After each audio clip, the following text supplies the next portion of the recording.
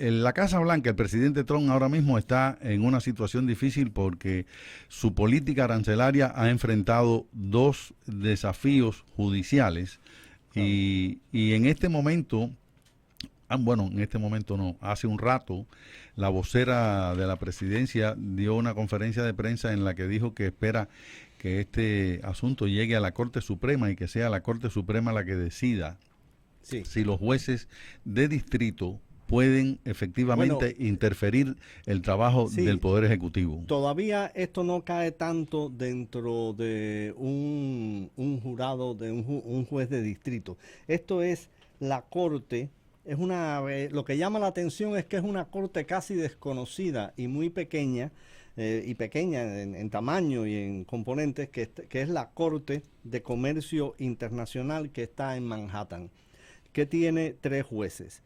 Entonces, los jueces estos han dicho que según reclamos que han tenido de compañías y de particulares, las tarifas pueden representar un riesgo, un impedimento en los negocios y en las economías de, valga la redundancia, personas particulares y compañías. Entonces, de momento, esta medida decreta una pausa de 90 días en lo que el gobierno se prepara para que su opinión sea escuchada frente a esta corte. Hay que ver si cuando la opinión del gobierno sea escuchada frente a esta Corte Internacional de Comercio pasa a otra esfera o no. De momento se elimina, por ejemplo, el 20% de las tarifas que eran tarifas como de castigo, ¿no? A Canadá, México y China por su poco control sobre los cargamentos de fentanil que entran a Estados Unidos, las materias primas para producir fentanil. Estos son 3 jueces. El juez Gary Kasman, que es un juez nombrado por Obama a esta corte. El juez Timothy Reeve, que es un juez demócrata, pero sin embargo fue nombrado por Trump en el gobierno anterior y es una persona que tiene un historial proteccionista. Y la jueza Jane Restani, que fue una jueza nombrada por Reagan. Hago hincapié en esto porque creo que es importante no a partir de ahora, debió haber sido importante desde el principio, ver el origen y la ideología de los jueces, sean nombrados por presidentes demócratas o presidentes republicanos, porque esto es una guerra ya que viene ocurriendo en el sistema norteamericano desde los tiempos de Obama, y después vamos a hablar un poco de eso, que es cómo a través del Poder Judicial se trata de modificar, impedir o buscar la legitimación de lo que son órdenes ejecutivas. Por ejemplo, Eric Holder, otra decisión de otro juez que es el que decidió no bloquear una jueza que se llama Alison Burroughs, que decidió que la cancelación de Donald Trump del programa de estudiantes visitantes e intercambio de Harvard no es válida. Es decir, detiene la orden ejecutiva de Trump y del Departamento de Justicia, en definitiva, y Homeland Security, de detener las visas F1 y J1. La jueza esta fue nominada por Obama en el 2014 y ya tiene una historia de oponerse a medidas de la administración Trump. En el 2017 esta jueza trató de detener infructuosamente aquella prohibición que puso Trump de darle visas a personas que provenían de algunos países árabes e islámicos, donde había movimientos terroristas. La decisión, recordemos, en esa época estaba basada en el hecho de que eran países donde no existían los controles internos de inmigración y de identificación suficiente como para saber si el tipo, si la persona que nos estaba pidiendo una visa para entrar aquí era un terrorista o no. Estados Unidos lo ha dicho Sí. y en los últimos días Homan, el zar de la frontera, ha insistido en que no hay forma de conocer los antecedentes penales de muchas de esas personas, precisamente porque los gobiernos de esos países Claro. están jugando también con el asunto. Exacto. Fíjate que esa medida, la medida afectaba a países como Pakistán, Irak, pero no afectaba a países árabes estables como Jordania, Arabia Saudita, donde el gobierno tiene un control de quiénes son las personas y quiénes están involucrados en terrorismo y quiénes no. Si quiere después seguimos un poco más. Sí, con vamos esto de las cortes, porque que es más también largo. incluso hay Sí. cifras que pueden ser. Los estudiantes internacionales en Harvard, Ajá. Andrés, mira, hay en Harvard en este momento 6.793 estudiantes venidos de otros países. El 27%, ellos son más de la cuarta parte del alumnado completo de la universidad. Y aquí viene un dato interesante. Los países más representados en ese grupo de estudiantes extranjeros, en primer lugar, China. Claro. En segundo, Canadá. Tercero, India. Cuarto, Corea del Sur. Y quinto, Gran Bretaña. Fíjate el lugar que ocupa China. Entonces, bueno, es que China, que aquí hay una cosa que hay que tener ojos para ver, ciertamente. China aporta cientos de millones de dólares a Harvard todos los años. Entonces, hay una cosa muy curiosa, que es que Harvard y Yale han perdido demandas que les han puesto estudiantes asiáticos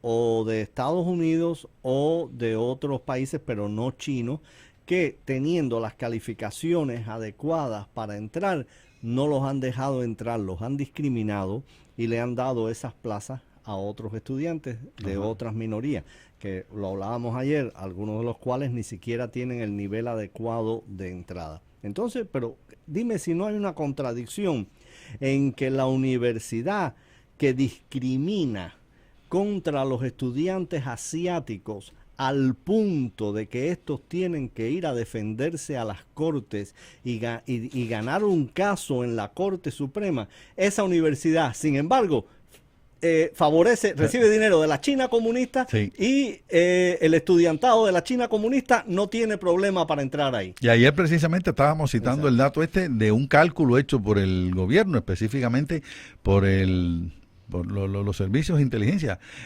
1 de cada 10 estudiantes chinos que están y ya no solo en Harvard, en universidades de Estados Unidos, se supone que sea un estudiante que está trabajando para la inteligencia del Partido Comunista Chino. Tú sabes que le estuve echando un vistazo esta mañana a el texto que escribió Oriana Fallaci a raíz del 9/11. ¿Cómo se llama? La furia, caramba, se me olvidó el título ahora. Es algo y la furia. De momento es el olvido y la furia. El olvido y la furia en este momento. Sí. Exactamente. Hay un párrafo. Mira lo que dice ella. La invulnerabilidad de Estados Unidos nace precisamente de su fuerza, de su riqueza, de su potencia, de su modernidad. Es la habitual historia del pez que se muerde la cola. Nace también de su esencia multiétnica, de su liberalidad, de su respeto a los ciudadanos y su respeto por los huéspedes. Por ejemplo, cerca de 24 millones de americanos son árabes musulmanes. Estamos hablando de un dato del año 2001, ojo. Y cuando un Mustafa o un Mohammed viene, por ejemplo, de Afganistán a visitar a un tío, nadie le prohíbe apuntarse en una escuela para aprender a pilotar un 757. Claro. Eso es grande. Nadie le prohíbe inscribirse en una universidad. Y aquí viene el dato a propósito de lo que estabas diciendo. Una costumbre, que espero que cambie, dice ella, para estudiar química y biología, las dos ciencias necesarias para desencadenar una guerra bacteriológica. Bueno, exacto, y otra ciencia nuclear, por ejemplo, deja ver cómo lo cito sin dar identidades. Yo conozco casos de un estudiante eminente de física, de un doctorado de física en una importantísima universidad americana. Su roommate es chino. Y entonces tiene curiosidades extrañas. Mm. Tiene curiosidades extrañas. Entonces, familiares que son cubanos, le han dicho, oye, pero no, si él habla mal de China. Pero además hay una... O sea, el crédito que tiene es que él habla mal de China. Imagínate, ¿cómo fuera que hablar? ¿Cómo los espías tienen que hablar mal de China? Si hablas bien de China no eres un espía, eres un activista. Entonces, por otra parte, hay otra cosa. Todos los que hemos vivido el mundo comunista sabemos que aunque tú no seas espía, si tú sigues manteniendo un contacto con el país y más aún un contacto con el gobierno en caso de que te faciliten becas y todo eso, si te piden que espíes, tienes que decidir entre espiar o romper con ellos. Es el chantaje típico de las dictaduras comunistas. Tan fácil. Señores, aquí hay gente que viaja a Cuba a ver sus familiares que están que están en los medios, y les han dicho, oye, baja la cosa porque no vas a poder entrar más. Bueno, aquí me está diciendo... No vas a poder ir más a ver a tu mamá, no vas a poder ir más a ver a tu abuelita. Y entonces yo me pregunto en qué medida la gente no es susceptible con eso, no solo de que bajas la guardia, sino que además dices algo favorable de Cuba en el momento adecuado, o en un caso tibio. O prestas una información en el momento adecuado, porque no quieres romper ese vínculo, porque no te conviene por razones familiares o por lo que sea. En el caso ya de algunos cubanos, porque tienen sus negocios en Cuba, aquí hay gente que está en la media que tiene negocios en Cuba. Entonces, tú siempre eres rehén de esos regímenes. Y en ese caso, una persona de la media que tenga negocios en Cuba la va a pasar muy mal, ¿oíste? Sobre todo por los negocios, porque va a perder su dinero. Bueno, cualquier persona que haga negocios con Cuba. Claro, en Cuba, peor. En Cuba. Tú decías algo, Liana. Bueno, el problema es que de esa gente que tiene negocios en Cuba y está en la media, cuando se paran en la media y los ves hablar, hablan a favor de Cuba. Sino de una manera directa, de una manera angular, y te dicen que hay reformas que vienen, el cuento siempre, que hay reformas que vienen, que en Cuba no es monolítico, que en Cuba hay una gran bronca de poder entre los reformistas y la gente, todo eso. Yo nunca he visto que esa bronca llegue a ningún lado. La primera vez que oí hablar de eso era Carlos Aldana y desapareció al poco rato. Desapareció. Entonces, hazme el favor. Así es. Bueno, es que el bombero aquí me está dando una información que falleció el testaferro financiero del castrismo, Abraham Masíquez. Y que dice que lo acaban de ese señor fue un alto oficial de la seguridad del Estado en labores económicas y creo que, si mal no recuerdo, que fue el fundador de aquella especie del emporio. Estaba a cargo de la reserva del comandante. Ah, bueno, ya eso te lo dice todo. Estaba a cargo de la reserva del comandante. Por cierto, el título, hay una traducción mejor del título del libro de Oriana Falachi, es La rabia y el orgullo. Es lo que estaba citando. La rabia y el orgullo. Mira, el colega Pepe Forte estaba mencionando esto de Gloria de Cuba y del exilio. Gloria de Cuba y del exilio.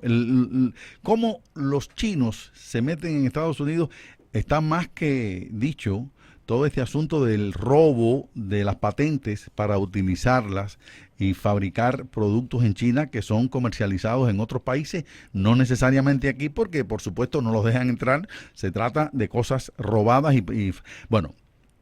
Pepe Forte, como ustedes saben, es un experto en automovilismo, recorre las principales ferias de automóviles que se hacen en Estados Unidos. Y esta mañana, hablando de este tema, me contaba lo siguiente: más de una vez he visto, tú sabes que en la feria hay el vehículo nuevo, ya sea una camioneta, un carro deportivo, está ahí, a puertas abiertas, tú entras, te sientas, qué sé yo. Dice, han entrado dos señores chinos, no son coreanos, no son vietnamitas, no son chinos. No son de Taiwán. No son de Taiwán, y han entrado uno de ellos dos con una libretica y el otro con una cinta métrica, y han empezado a medir el tamaño del timón, el tamaño de la guantera, el tamaño de la palanca, y entonces se le va diciendo al otro y el otro va anotando. Dice, que alguien me diga si eso no es espionaje, una manera grosera sí, claro, de copiar o sea, roban patentes cuando las patentes caen en sus manos, pero en este caso no han sido llevadas por ningún comerciante a China y sin embargo siguen robando también. Claro, pero el colmo de la penetración china en este país, ¿tú no te acuerdas que fue el año pasado o el año antepasado que descubrieron que había estaciones de policía chinas en Nueva York y en San Francisco? ¿Te acuerdas de eso? Sí, claro que sí. Estaciones de policía chinas donde te llamaban, eras chino y te llamaban a la estación de policía china y te decían, dame tu pasaporte. Bueno, un experto en el tema, sí, que fue precisamente al programa de Juan Manuel Cao en el Canal 41, dijo, un experto que tiene una cátedra ahora en la Universidad Internacional de la Florida, que había 16 países donde el gobierno chino tenía comisarías de ese tipo